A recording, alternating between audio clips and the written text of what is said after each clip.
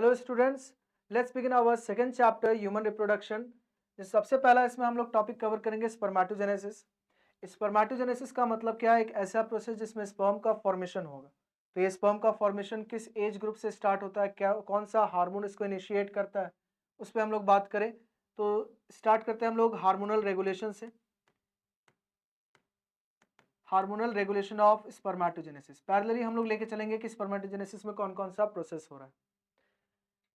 Starting जो 10 to 12 years का as है, प्यूबर्टी वाला स्टार्टिंग जो एज है, इसमें हाइपोथैलेमस इतना डेवलप हो जाएगा कि यहाँ से हार्मोन का सिक्रेशन होगा, कौन सा? GnRH. With GnRH stimulates the anterior pituitary gland और वहाँ से हार्मोन सिक्रेट होगा एलएच और आईसीएसएच।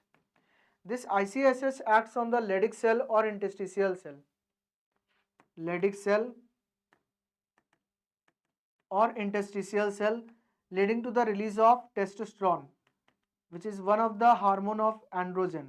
Androgen is the group of male sex hormone. उनमें से जो सबसे मेन हार्मोन है वो टेस्टोस्टेरोन है। इस टेस्टोस्टेरोन के एक्शन की वजह से कुछ स्टार्टिंग होगा हमारे टेस्टिस में, मेल के टेस्टिस में, कि मेल के टेस्टिस में जो स्पर्मेटोगोनिया सेल है, मेल जर्म सेल जो है, ये अपना मल्टीप्लिकेशन करना शुरू कर देगा, जिस फेज को हम लोग मल्टीप्लिकेटिव फेज कहेंगे। अब सभी स्पर्मेटोगोनिया ग्रो करके प्राइमरी स्पर्मेटोसाइट का फॉर्मेशन करेगा। प्राइमरी स्पर्मेटोसाइट जिसका साइज ग्रो कर जाएगा, जिसको हम लोग ग्रोथ फेज कहते हैं। ये पहला फेज का नाम मल्टीप्लिकेटिव फेज,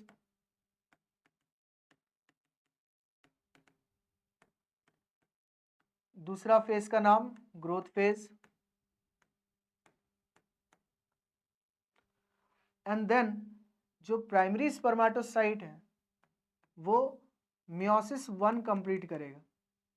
हर एक प्राइमरी स्पर्मेटोसाइट अपना मियोसिस 1 कंप्लीट करके 2 सेल का फॉर्मेशन करे, और इन दोनों सेल का नाम क्या रखा गया? Secondary spermatocyte.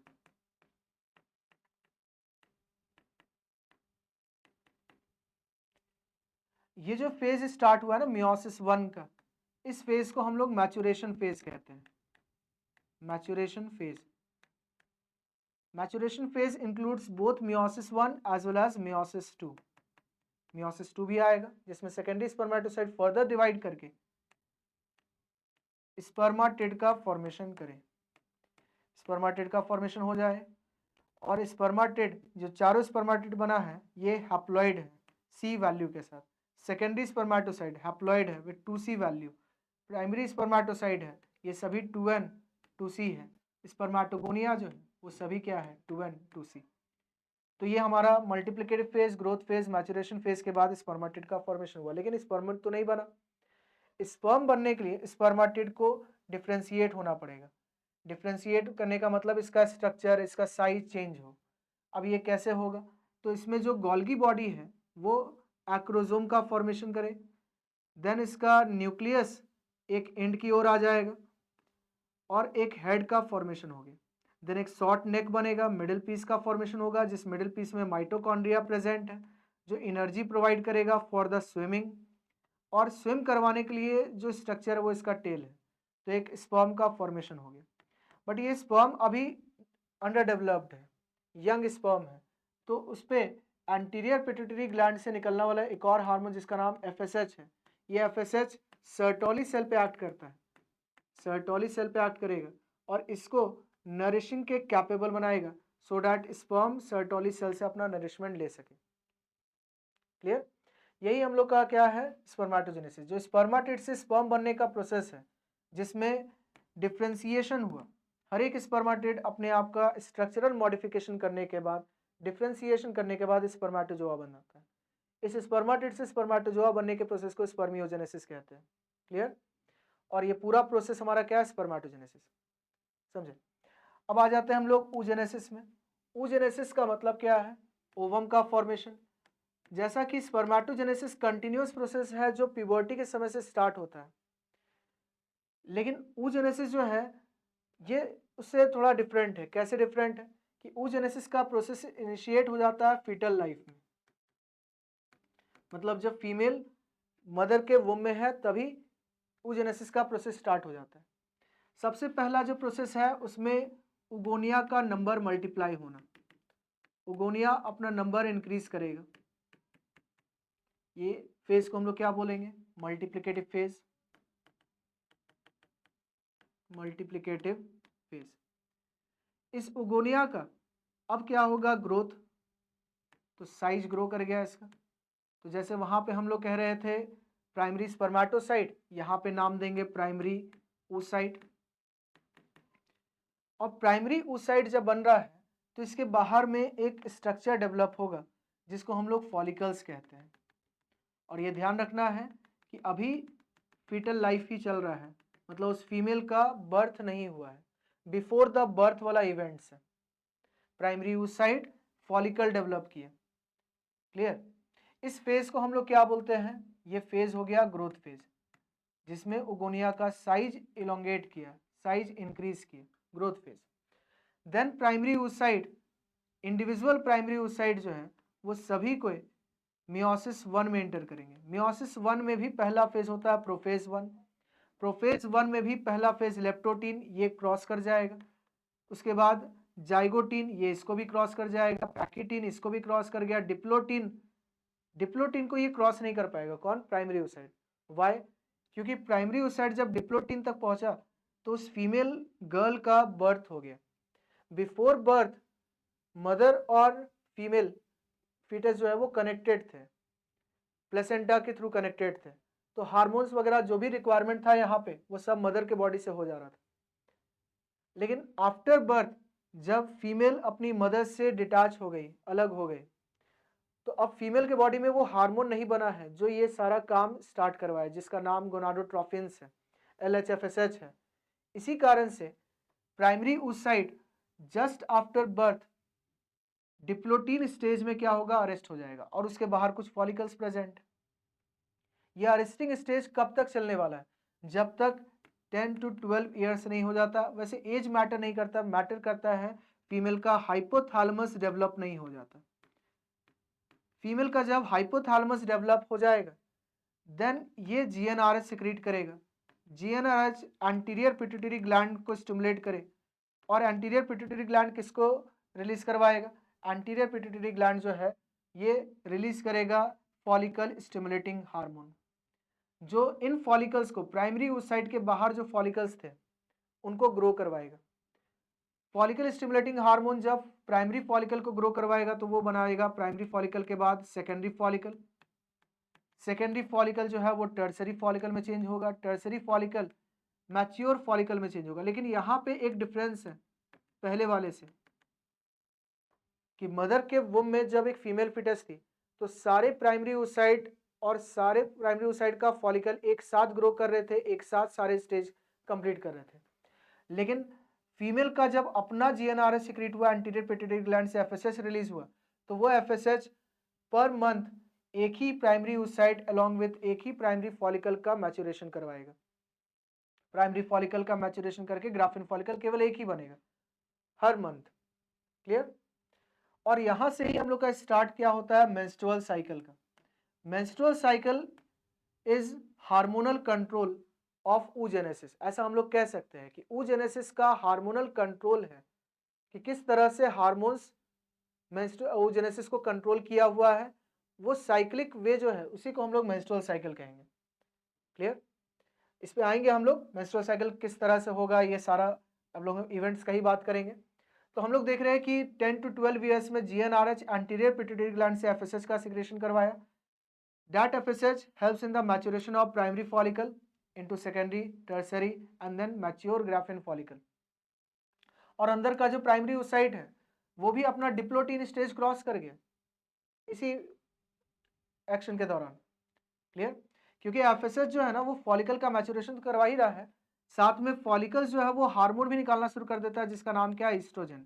और ईस्ट्रोजन क्या करता है? इस प्राइमरी oocyte का डेवलपमेंट, जो डिप्लोटीन स्टेज में अरेस्टेड था इसको ये डिप्लोटीन से क्रॉस करके डायकाइनेसिस तक पहुंचाएगा। Then metaphase 1, anaphase 1, telophase 1, cytokinesis and then meiosis 1 completed. Meiosis 1 कब कंप्लीट हुआ? तो जब फीमेल का प्यूबर्टी आए, फीमेल जब अपना फर्स्ट टाइम प्यूबर्टी में पहुंचे तो उस वक्त ये प्राइमरी oocyte, सेकेंडरी oocyte और पोलर बॉडी में चेंज हो गया। ये पोलर बॉडी क्या है? पोलर बॉडी एक स्मॉल सेल को बोल रहे हैं। स्मॉल सेल जो है जिसका न्यूक्लियस का कंटेंट सेकेंडरी oocyte के न्यूक्लियस के कंटेंट इक्वल ही है, दोनों का कंटेंट न्यूक्लियर कंटेंट इक्वल है। मतलब अगर ये N2C है तो ये भी N2C है, हैप्लॉइड है दोनों 2C वैल्यू के साथ, लेकिन इसमें साइटोप्लाज्मिक कंटेंट कम है। ये फेज कब कंप्लीट हुआ है? प्राइमरी oocyte सेकेंडरी oocyte में कब कंप्लीट हुआ? जब फर्स्ट टाइम फीमेल प्यूबर्टी में पहुंची 10 to 12 ईयर्स में, तब तक वो अरेस्टेड था और तब तक बहुत सारे follicles along with primary oocyte degenerate कर जाते हैं, समझे? अब ये सेकेंडरी oocyte अपना मियोसिस 2 कंप्लीट करेगा, मियोसिस 2 स्टार्ट करेगा, मींस मियोसिस 2 का भी फेजेस होता है, प्रोफेज 2, मेटाफेज 2। तो ये सेकेंडरी oocyte प्रोफेज 2 और मेटाफेज 2 इंटर किया। मेटाफेज 2 जैसे ही इंटर होता है तो सेकेंडरी oocyte इस फॉलिकल के अंदर था, वो ग्राफिन फॉलिकल रप्चर कर जाता है, दैट मीन्स ओवुलेशन हो जाएगा। और ओवुलेशन जैसे ही हुआ ये सेकेंडरी oocyte अगेन अरेस्ट हो गया, किस स्टेज में? मेटाफेज 2 में। तो यहाँ पे ये फिर से रुक गया। ये डिसकंटिन्यूअस प्रोसेस है, स्पर्मेटोजेनेसिस लगातार चल रहा था। oogenesis एक बार बर्थ हुआ तब रुक गया, प्यूबर्टी हुआ तो रिज्यूम, ओवुलेशन हुआ तो अगेन स्टॉप एंड देन दोबारा रिज्यूम कब होगा? जब ये सेकेंडरी oocyte के पास, सेकेंडरी oocyte के कांटेक्ट में कौन आएगा? सेकेंडरी oocyte के कांटेक्ट में स्पर्म आएगा। When sperm gets in contact with secondary oocyte, ये सेकेंडरी oocyte अपना मेटाफेज 2 कंप्लीट करके एनाफेज 2, टेलोफेज 2 कंप्लीट करेगा और फाइनली हम लोग का क्या फॉर्म होगा? ओवम का फॉर्मेशन। दैट मीन्स ओवम का फॉर्मेशन तभी होता है जब स्पर्म इस सेकेंडरी oocyte के बाहर वाले लेयर के कांटेक्ट में आता है। और जब एक सेल से डिवीजन होगा तो 2 सेल बनेगा, तो ओवम के साथ एक और क्या बना? Polar body. ये पोलर बॉडी फिर से फॉर्म होगा ऐसा, ये ओवम का फॉर्मेशन हो गया। ये जो पोलर बॉडी यहाँ पे बना है या जो पोलर बॉडी हम लोग यहाँ पे बनाए हैं, इसका बॉडी में कोई भी यूज नहीं है अब तक। ऐसा कह सकते हैं कि इसका यूज या इसका फंक्शन अननोन है। एक पॉसिबिलिटी कहा जा सकता है कि ओवम, जिसको हम लोग लार्जेस्ट सेल कहते हैं, ओवम जो फर्टिलाइज होने के बाद जाइगोट बनाएगा, ओवम जिससे एक कंप्लीट ह्यूमन बॉडी फॉर्म हो सकता है ह्यूमन बीइंग में, तो उसको साइटोप्लाज्मिक कंटेंट ज़्यादा चाहिए, इसी कारण से पोलर बॉडी का फॉर्मेशन होता है। ये पॉसिबिलिटी है ना, एक प्रोबेबल रीजन हो सकता है कि पोलर बॉडी क्यों बन रहा है। तो एक कंप्लीट प्रोसेस को हम लोग क्या बोलेंगे? oogenesis। जो स्टार्ट हुआ फीटल लाइफ में, बर्थ के समय वो स्टॉप हो गया, प्यूबर्टी के समय दोबारा फिर से स्टार्ट हुआ, फिर हमारा ओवुलेशन के समय फिर से रुक गया, फिर से स्पर्म के कांटेक्ट में आएगा, फिर से स्टार्ट होगा और फिर एंड होगा। क्लियर? इसमें कोई एडिशनल डिफरेंशिएशन का प्रोसेस नहीं है, जैसे उसमें हम लोग देखे थे। उसमें हम लोग स्पर्मेटोजेनेसिस में देखे कि पहले वहां पे मल्टीप्लिकेटिव फेज आया, ग्रोथ फेज आया, मैचुरेशन फेज आया, तो स्पर्मेटिड बन गया। स्पर्मेटिड डिफरेंशिएट किया तब जाकर के स्पर्म बना। लेकिन यहाँ मल्टीप्लिकेटिव फेज फीटल लाइफ में हुआ, ग्रोथ फेज फीटल लाइफ में हुआ, मैचुरेशन फेज का स्टार्टिंग हुआ फीटल लाइफ में, एंडिंग हुआ यहाँ पे मियोसिस 1 मियोसिस 2 कंप्लीट हुआ, मतलब मैचुरेशन फेज एंड। लेकिन ओवम का कोई डिफरेंशिएशन नहीं हो रहा, तो ये oogenesis है। इसी के साथ साथ हम लोग बात करें मेंस्ट्रुअल साइकिल का, तो मेंस्ट्रुअल साइकिल में भी कुछ इवेंट्स हम लोग देखें। यहाँ पे हाइपोथैलेमस जो GnRH सिक्रीट किया, एंटीरियर पिट्यूटरी से FSH निकला, ये FSH एक्ट कर रहा है फॉलिकल्स पे, फॉलिकल का ग्रोथ हो रहा है, इसलिए ये जो फेज है, इस फेज को हम लोग क्या बोलते हैं? फॉलिकुलर फेज, जिसमें फॉलिकल्स का डेवलपमेंट हो रहा है। फॉलिकुलर फेज पहला हो गया। एंड फॉलिकुलर फेज के बाद हम लोग क्या देखें कि सेकेंडरी oocyte ग्राफिन फॉलिकल से रप्चर करके बाहर निकल गया, जिस फेज को हम लोग, जिस प्रोसेस को ओवुलेशन कहे, और उस फेज को नाम देते हैं ovulatory phase. Ovulatory phase, ovulation करने के बाद सेकेंडरी oocyte तो फैलोपियन ट्यूब में चला गया, लेकिन ये जो ग्राफिन फॉलिकल है, एम्प्टी ग्राफिन फॉलिकल, जिसके अंदर का सेकेंडरी oocyte फैलोपियन ट्यूब में चला गया, वो एम्प्टी फॉलिकल कॉर्पस ल्यूटियम में चेंज होना शुरू हो जाता है। किसके एक्शन की वजह से? तो एंटीरियर पिट्यूटरी ग्लैंड से एक और हार्मोन सीक्रेट होता है जिसका नाम LH है, और this LH acts on the empty graphene follicle. This LH is responsible for ovulation. This LH is responsible for ovulation, क्योंकि LH ही ग्राफिन फॉलिकल को रप्चर करता है. एम्प्टी फॉलिकल जो है, एम्प्टी ग्राफिन फॉलिकल, इस पे LH एक्ट करेगा और इसको किस में चेंज करेगा, कॉर्पस ल्यूटियम में. और कॉर्पस ल्यूटियम से कौन सा हार्मोन निकलेगा, प्रोजेस्टेरॉन. क्लियर? तो ये जो फेज है जिसमें LH एम्प्टी फॉलिकल को कॉर्पस ल्यूटियम में चेंज कर रहा है, उससे प्रोजेस्टेरॉन निकल रहा है, इस फेज को हम लोग ल्यूटियल फेज कहते हैं. Luteal phase. जैसा कि हम लोग देखें कि ईस्ट्रोजन का काम क्या है, oogenesis स्टार्ट करवाना. ईस्ट्रोजन का काम है यूट्रस को प्रिपेयर करना फॉर इम्प्लांटेशन, फैलोपियन ट्यूब को प्रिपेयर करना for transport of secondary oocyte, है ना. तो ईस्ट्रोजन का ये काम है. सिमिलरली ईस्ट्रोजन का एक और काम है कि ये एक्ट करेगा एंटीरियर पिट्यूटरी पे और वो LH का सिक्रेशन करवाएगा. और LH जब अपना हाई में पहुंच जाएगा, हाई पिक में पहुंच जाएगा, तो ओवुलेशन होता है. इस LH के एक्शन की वजह से ओवुलेशन हुआ, और ओवुलेशन होने के बावजूद ये एम्प्टी फॉलिकल पे एक्ट करते ही रहा, और इससे कॉर्पस ल्यूटियम का फॉर्मेशन हुआ, और फिर प्रोजेस्टेरॉन निकला. जब प्रोजेस्टेरॉन निकलता है तो ये एक नेगेटिव फीडबैक प्रोड्यूस करता है FSH पे भी, और ये एक नेगेटिव फीडबैक प्रोड्यूस करता है LH पे भी. और इन दोनों का नेगेटिव फीडबैक की वजह से क्या हुआ, इन दोनों का सिक्रेशन कम हो गया. और ईस्ट्रोजन भी तो इसी फॉलिकल से निकल रहा था, तो जिस वक्त प्रोजेस्टेरॉन निकल रहा है उस वक्त कॉर्पस ल्यूटियम से निकल रहा है, तो ईस्ट्रोजन कम रहेगा, क्योंकि प्रोजेस्टेरॉन उसी स्ट्रक्चर से निकल रहा है जिस स्ट्रक्चर से पहले ईस्ट्रोजन निकलता था.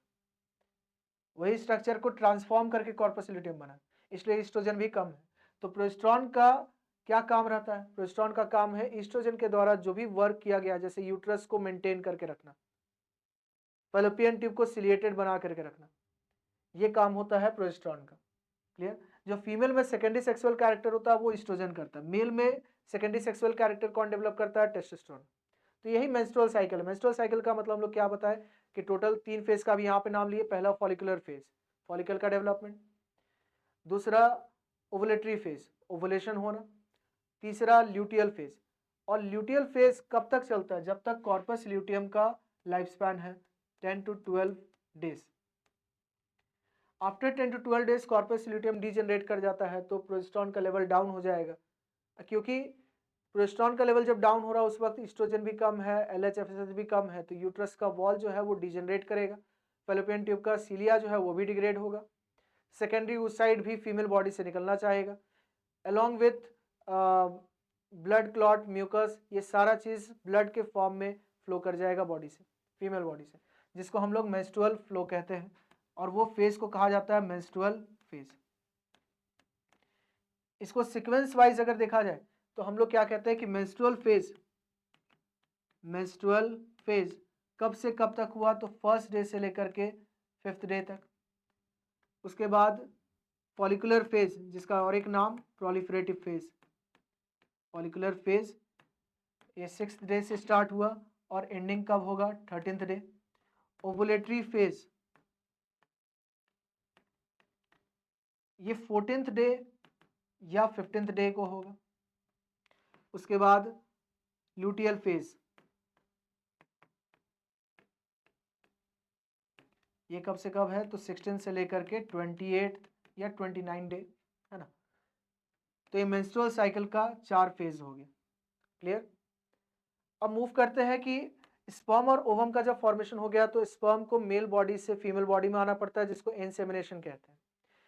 आफ्टर इंसेमिनेशन जब स्पर्म बॉडी में एंटर किया, फीमेल बॉडी में, तो वो ओवम तक पहुंचेगा.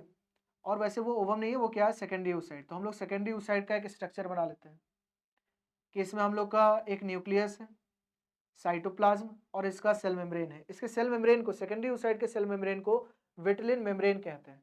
इसके बाहर हम लोग का कुछ लेयर्स है. एक लेयर हो गया ये जोना पेलुसिडा. इसके बाद लेयर है कोरोना रेडियाटा. ये सारा लेयर्स है जो सेकेंडरी oocyte के बाहर है. वैसे ये सिंगल ऐसा लाइन नहीं है, सेल्स का लेयर है. जोना पेलुसिडा जो है ये ए सेलुलर है, मतलब वो सेल का लेयर नहीं है. लेकिन कोरोना रेडियाटा जो है, कोरोना रेडियाटा सेल का लेयर. स्पर्म जब वजाइना से होते हुए वजाइना से होते हुए यूट्रन कैविटी के बाद फेलोपियन ट्यूब, फेलोपियन ट्यूब का स्टमक से पास करके वो एम्पुला तक जब पहुंचा, तो सबसे पहले इसका इंटरेक्शन किसके साथ होगा, तो इसका आउटर मोस्ट लेयर, कुछ बाहर में भी सेल्स के लेयर होते हैं जिसे ग्रैनुलोसा सेल कहते हैं। तो स्पर्म का जो हेड है इसमें क्या प्रेजेंट है, एंजाइम्स, जिसको स्पर्म लाइसिन कहते हैं। उस स्पर्म लाइसिन का कुछ लेयर, इसके बाद हम लोग पूरा ही बना लेते हैं स्पर्म को ऐसा, कि स्पर्म का जो हेड है एक्रोजोम, इस एक्रोजोम में कुछ केमिकल्स प्रेजेंट है जो कि ये बाहर के लेयर्स को डिग्रेड करने में हेल्प करता है। जब एक स्पर्म इंटर किया तो उसी वक्त यहाँ पे कह सकते हैं सेकेंड स्पर्म को प्रिवेंट करने का प्रोसेस शुरू हो जाता है। सेकेंड स्पर्म के इंटर करने के प्रोसेस को कैसे प्रिवेंट किया जाएगा, तो जैसे ये स्पर्म इंटर किया, सपोज करो यहाँ पे ये पहुंच गया,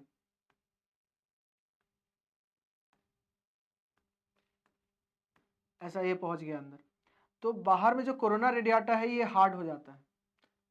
कोरोना रेडियाटा जो है और अपने आप को हार्ड बना लेगा ताकि दूसरा स्पर्म इंटर ना कर सके, पॉलीस्पर्मी ना हो। जो जोना पेलिसिडा और विटलिन मेम्ब्रेन है इसके बीच में इतना गैप नहीं था, लेकिन बाद में और गैप बन जाता है जिसको हम लोग पेरीविटलिन स्पेस कहते हैं। तो पेरीविटलिन स्पेस का फॉर्मेशन हो जाएगा, ठीक है। तो ये सारा प्रोसेस करके स्पर्म का न्यूक्लियस अब पहुंच जाएगा ओवम के अंदर। ये ध्यान रखना है कि स्पर्म कंप्लीट ओवम के अंदर नहीं जाता, ये स्पर्म का न्यूक्लियस जो है वही केवल अंदर की ओर मूव करेगा, बाकी सारा पार्ट बाहर ही रह गया। मिडिल पीस का कुछ पार्ट इंटर किया है लेकिन कुछ पार्ट बाहर ही है, टेल तो बाहर ही रहता है ना। तो इस तरह से ये न्यूक्लियस अंदर आ गया। देन दोनों न्यूक्लियस का मिक्सिंग होगा, इन दोनों का मिक्सिंग को हम लोग एम्फीमिक्सिस कहेंगे। एम्फीमिक्सिस जैसे ही हुआ तो अब ये ओवम नहीं रहा, ये फर्टिलाइज्ड ओवम हो गया, जिसको हम लोग क्या बोलते हैं, जाइगोट। और जाइगोट का फॉर्मेशन कहाँ पे हो रहा था, जाइगोट का फॉर्मेशन हुआ है, ये जाइगोट का फॉर्मेशन एम्पुला में हुआ है। एम्पुला का मतलब जो फेलोपियन ट्यूब है, फेलोपियन ट्यूब का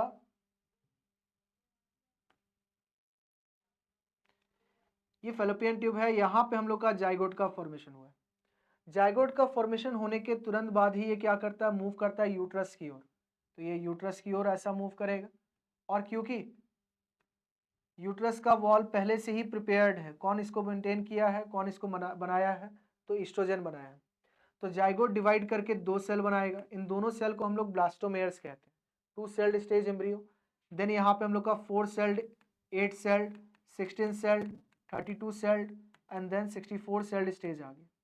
ये 64 सेल्ड एम्ब्रियो जो है वो इंडोमेट्रियम के साथ कांटेक्ट में है। इंडोमेट्रियम क्या, इनर लाइनिंग ऑफ यूट्रस। बीच वाले लेयर का नाम मायोमेट्रियम, जिसमें ब्लड वेसल्स, मदर का स्मूथ मसल्स वगैरह रहेगा, और सबसे आउटर मोस्ट पेरीमेट्रियम, है ना। तो ये कुछ इस टाइप का है।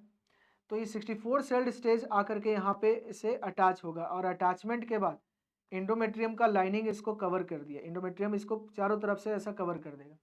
This process is known as implantation.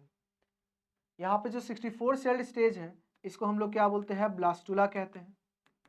8 से जो 16 स्टेज है इसको हम लोग क्या बोलते हैं, मोरुला कहते हैं।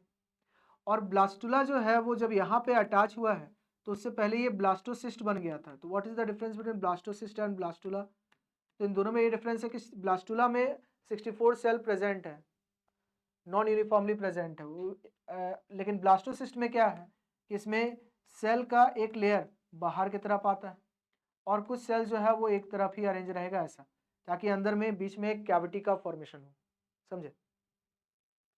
तो ये ब्लास्टोसिस्ट है जिसमें एक कैविटी देखने को मिल रहा है, जिस कैविटी को हम लोग क्या बोलते हैं, इस कैविटी को ब्लास्टोसील कहा जाता है। ब्लास्टुला में कोई कैविटी नहीं होता, लेकिन ब्लास्टोसिस्ट में कैविटी प्रेजेंट। क्लियर। तो ये स्ट्रक्चर इसके अंदर एम्बेड हुआ है। जो इसमें हम लोग का आउटर मोस्ट सेल है, आउटर मोस्ट जो लेयर्स है, ये आउटर मोस्ट लेयर का नाम ट्रोफोब्लास्ट है। जो ट्रोफोब्लास्ट एक्स्ट्रा एम्ब्रियोनिक लेयर का फॉर्मेशन करता है, और जो एक ग्रुप ऑफ सेल्स है, वो ग्रुप ऑफ सेल जो अंदर में प्रेजेंट है जिसको इनर सेल मास कहते हैं, इसको थोड़ा सेट कर दे रहे, इनर सेल मास, ये इनर सेल मास है, इससे एक्चुअल हम लोग का फीटस का फॉर्मेशन होगा। और ब्लास्टोसिल है वो कैविटी। तो यहाँ पे हम लोग का जो बाहर का लेयर है, कौन सा लेयर, ट्रोफोब्लास्ट का लेयर। ये ट्रोफोब्लास्ट का लेयर क्या करता है, ऐसा कुछ विलाई लाइक स्ट्रक्चर बनाता है जिसको हम लोग क्या बोलते हैं, कोरियोनिक विलाई। कोरियोनिक विलाई और मदर का जो ब्लड वेसल है, मदर का जो टिश्यू वगैरह है, वो क्या करता है, ऐसा इंटरडिजिटेटेड स्टेट में आ गया। जिस स्टेज को हम लोग क्या बोलते हैं, इस स्टेज को हम लोग कहते हैं, ऐसा जो बीच में स्टेज बना इसी को हम लोग क्या बोलते हैं, प्लेसेंटा कहते हैं। क्लियर है कि मायोमेट्रियम में जो हम लोग का लेयर्स है, कौन सा लेयर, तो स्मूथ मसल है, ब्लड वेसल्स है, वो ट्रोफोब्लास्ट मतलब कि ब्लास्टोसिस्ट का जो आउटरमोस्ट लेयर है उससे कोरियोनिक विलाई निकलता है, उसके साथ इंटरडिजिटेटेड स्टेट में आ गया और उसी इंटरडिजिटेटेड स्टेट को हम लोग क्या बोलते हैं, placenta. This process of formation of placenta is known as placentation. Clear. अब प्लेसेंटा का फॉर्मेशन हो गया, प्लेसेंटा से कुछ हार्मोन्स वगैरह भी निकलता है। प्लेसेंटा एक टेम्पोररी इंडोक्राइन टिश्यू है जिससे हार्मोन निकलता है HCG, ह्यूमन कोरियोनिक गोनाडोट्रोफिन, जो कॉर्पस ल्यूटियम को डिजेनरेट होने से रोकता है। जो 10 से 12 दिन में डिजेनरेट हो जाता है कॉर्पस ल्यूटियम को HCG क्या करेगा, ये 10 to 12 डेज से और लॉन्ग पहुंचा देगा, 3 to 4 मंथ, ताकि वो अपना प्रोजेस्टेरॉन का सिक्रेशन लगातार करते जाए, प्रोजेस्टेरॉन एंडोमेट्रियम का लाइनिंग को थिक बना के रखे। क्लियर। कुछ समय के बाद प्लेसेंटा खुद से प्रोजेस्टेरॉन निकालता है, इसलिए बाद में प्रोजेस्टेरॉन का रिक्वायरमेंट भी नहीं है। प्लेसेंटा एस्ट्रोजन भी निकालता है, प्लेसेंटा जो है वो ह्यूमन प्लेसेंटल लैक्टोजन भी निकालता है at the end of the pregnancy, ताकि मैमरी ग्लैंड को ऐसे स्टिमुलेट किया जा सके मिल्क फॉर्मेशन के लिए। अब जैसे ये प्लेसेंटा बन गया, अंदर में जो इनर सेल मास है, ये इनर सेल मास ये 3 जर्म लेयर का फॉर्मेशन करेगा। 3 जर्म लेयर में कौन कौन सा जर्म लेयर है, तो एक जर्म लेयर का नाम हो गया,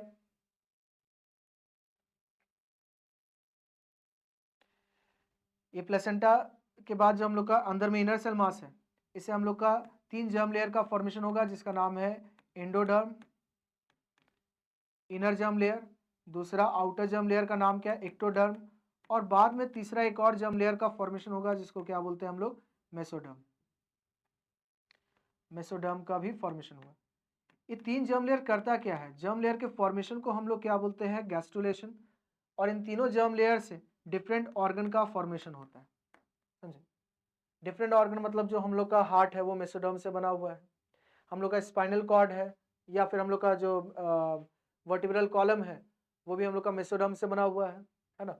एंडोडर्म, एक्टोडर्म, इसी से सारे ऑर्गन्स का फॉर्मेशन होता है, चाहे स्किन हो, लिवर है, पैनक्रियाज है, आईज है, ईयर्स, नोज, बॉडी का हर एक पार्ट, ये तीनों जर्म लेयर से फॉर्म हुआ है। और जितना टाइम पीरियड लगता है इन तीनों जर्म लेयर्स को न्यू ऑर्गन्स बनाने में, वो टोटल ड्यूरेशन कितना है, 9 मंथ। इन 9 मंथ के पीरियड्स को 9 मंथ प्लस माइनस 7 डेज हम लोग लेते हैं एवरेज में, इस पीरियड को हम लोग क्या बोलते हैं, जेस्टेशन पीरियड। जेस्टेशन पीरियड में डिफरेंट ऑर्गन्स का फॉर्मेशन होता है, जिसमें सबसे पहला मंथ हार्ट का फॉर्मेशन, नेक्स्ट इसमें हम लोग का डिफरेंट ऑर्गन सिस्टम का फॉर्मेशन होगा, लिम्स का फॉर्मेशन होगा, है ना। तो इस तरह से हम लोग का जेस्टेशन पीरियड में सारे ऑर्गन्स का फॉर्मेशन हुआ। और जब पूरी तरह से हम लोग का फीटस डेवलप कर जाता है, फुली डेवलप फीटस, तो वो फुली डेवलप फीटस को सपोज करो हम लोग इस तरह से बनाते हैं, यहाँ पे हम लोग का एक फुली डेवलप फीटस यानी कि 9 मंथ कंप्लीट होने के बाद,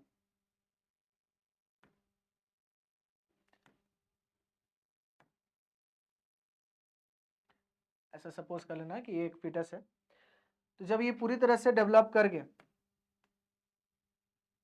तब फीटस का जो एड्रिनल ग्लैंड है, फीटस का जो एड्रिनल ग्लैंड है, इससे क्या सिक्रीट होगा, तो इससे एक स्टेरॉइड हार्मोन सिक्रीट होगा जिसका नाम क्या है, एड्रिनल ग्लैंड का जो हार्मोन, इससे स्टेरॉइड हार्मोन निकल रहा है वो है इसका एंड्रोजन।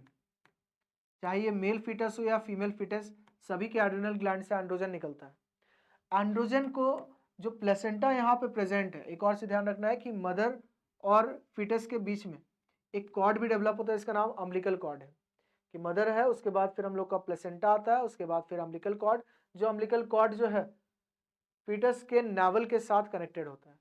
क्लियर। एंड्रोजन को इसी अम्बिलिकल कॉर्ड के थ्रू प्लेसेंटा के थ्रू भेजा जाएगा और प्लेसेंटा इसको भेज देगा मदर के ब्लड वेसल में, जहाँ पे ये एंड्रोजन को कन्वर्ट करके ईस्ट्रोजन बना दिया गया।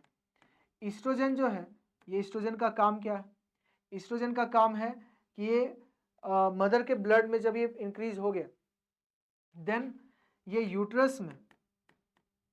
यूट्रस में ऑक्सीटोसिन का रिसेप्टर इंक्रीज कर देता है, पहला काम। दूसरा, ये ईस्ट्रोजन हाइपोथैलेमस में जाएगा और हाइपोथैलेमस से ऑक्सीटोसिन हार्मोन ही सिक्रीट करवाना शुरू करवा देता है। ऑक्सीटोसिन एक स्मूथ मसल कॉन्ट्रैक्टिंग हार्मोन है, स्मूथ मसल को कॉन्ट्रैक्ट करवाने वाला हार्मोन है, जो अपने रिसेप्टर के साथ बाइंड करता है जो यूट्रस में है। जैसे ये इसके साथ बाइंड किया, यूट्रस में जो स्मूथ मसल है मायोमेट्रियम में, उसका कॉन्ट्रैक्शन होगा। कॉन्ट्रैक्शन होने के कारण ये फीटस नीचे की ओर मूव करेगा। फीटस का मूवमेंट जब नीचे की ओर हुआ तो नीचे में जो वजाइना में स्ट्रेच रिसेप्टर है, वजाइना और सर्विक्स वाले पोर्शन में, सर्विकल कैनाल के पास जब ये पास कर रहा है तो सर्विक्स में जो स्ट्रेच रिसेप्टर वो एक्टिवेट हो जाता है और फिर वो हाइपोथैलेमस को सिग्नल देता है कि ऑक्सीटोसिन का सिक्रेशन और करवाया जाए। स्ट्रेचिंग के कारण ऑक्सीटोसिन का सिक्रेशन और बढ़ जाता है। इस तरह से ऑक्सीटोसिन फिर से आएगा, फिर से इसका कॉन्ट्रैक्शन और बढ़ेगा, फिर ये और मूव करेगा नीचे, स्ट्रेच रिसेप्टर और एक्टिवेट होगा। ये साइक्लिक प्रोसेस तब तक चलते जाएगा जब तक यहाँ पे ये विग्रस कॉन्ट्रैक्शन ना चेंज हो जाए। जो माइल्ड कॉन्ट्रैक्शन है वो विग्रस ना चेंज हो जाए। रैपिड कॉन्ट्रैक्शन जब तक चेंज नहीं हो जाता तब तक ये चलते जाएगा और फिर फाइनली जो है ये सर्विकल कैनाल और वजाइना के थ्रू यंग वंस बाहर आ जाएगा। इस प्रोसेस को हम लोग क्या बोलते हैं? पार्टुरेशन। पार्टुरेशन के बाद भी हम लोग का जो यंग वंस है, जो ये मेल और फीमेल जो भी इंडिविजुअल है उसका बर्थ हुआ, उसको 6 मंथ तक लैक्टेशन पीरियड में, मतलब कि मदर के मिल्क पे फीड करवाना पड़ता है। मदर का मिल्क में फीड करवाना, इस प्रोसेस को क्या बोलते हैं? लैक्टेशन। जो इनिशियल फ्यू डेज के लिए बहुत इंपॉर्टेंट है, क्योंकि मदर मिल्क में कोलेस्ट्रॉम जिसको कहा जाता है, इसमें एंटीबॉडी मिलता है। कौन सा एंटीबॉडी? IgA। और भी बहुत सारा न्यूट्रिटिव चीज़ है इसमें, लेकिन जो मेन एंटीबॉडी है इसमें कोलेस्ट्रॉम में वो IgA है, जो बच्चे के लिए बहुत ही इंपॉर्टेंट है। क्लियर? तो ये हम लोग का ह्यूमन रिप्रोडक्शन में था। सबसे पहले गैमेट का फॉर्मेशन कैसे हुआ? स्पर्मेटोजेनेसिस, oogenesis, इन दोनों का हार्मोनल रेगुलेशन।